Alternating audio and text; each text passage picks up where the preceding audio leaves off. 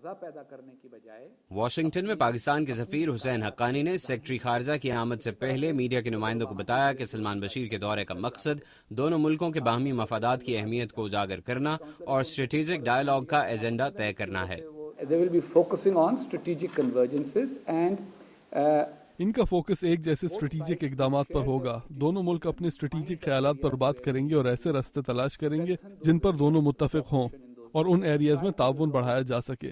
جن معاملات پر ہماری رائے میں اختلاف ہے اس کا حل تلاش کیا جائے، مگر حقیقت یہ ہے کہ اس سوچ میں کوئی سچ نہیں کہ ہم دونوں ممالک کی اسٹریٹجک پارٹنرشپ کسی بھی طرح مشکلات میں ہے۔ پاکستانی سفیر کا کہنا تھا کہ اس میں کوئی شک نہیں کہ گزشتہ چند ماہ میں ہونے والے واقعات کی وجہ سے تعلقات کو نقصان پہنچا تھا، مگر اہم بات یہ ہے کہ دونوں ممالک اکٹھے بیٹھ کر یہ طے کریں کہ انہیں آگے کیسے بڑھنا ہے۔ I think that these meetings will reset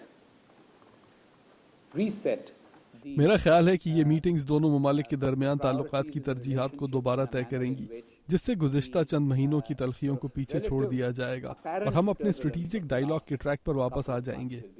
ہمیں امید ہے کہ مستقبل قریب میں ہی وزراء خارجہ کی سطح کے باقاعدہ مذاکرات اسلام آباد میں ہوں گے۔ ہمیں یقین ہے کہ صدر زرداری امریکہ کا دورہ کریں گے اور صدر اوباما 2011 میں پاکستان کا دورہ کرنے کے وعدے پر قائم رہیں گے۔ پاکستان کے سفیر کا کہنا تھا کہ دونوں ملک حالیہ تلخیوں کو ختم کرنے کے بہت قریب پہنچ چکے ہیں۔